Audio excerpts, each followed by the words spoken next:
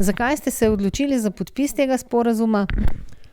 Veseli nas, da uspešno sodelovanje med Uradom Republike Slovenije za intelektualno lastnino in Gospodarsko zbornico danes nadgrajujemo s podpisom dogovora, ki pomeni nek nov korak v smeri intenzivnejšega sodelovanja med uradom in gospodarstvom.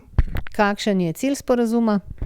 Skupaj želimo doseči v prvi vrsti večje zavedanje podjetij o pomenu intelektualne lastnine na oziroma za uspeh podjetij in hkrati krepiti sposobnosti podjetij za uspešno ravnanje z intelektualno lastnino.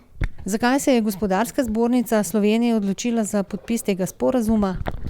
Zato, ker vse več podjetij v Sloveniji čuti posledice, ko vstopa na tuje trge, pa tudi ko deluje na domačem trgu, da niso dovolj seznanjeni, kako je lastnina globalno zaščitena in kako se jo zaščiti in kakšne so lahko težave, predvsem pri plasiranju na trge.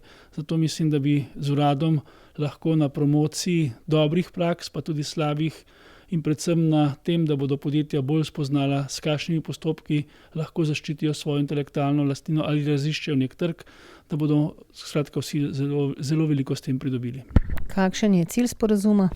Cilj je, da bodo slovenska podjetja opremljena z znanji in izkušnjami za zaščito intelektualne lastnine in tudi za spoštovanje intelektualne lastnine v vsakodnevnem poslovanju.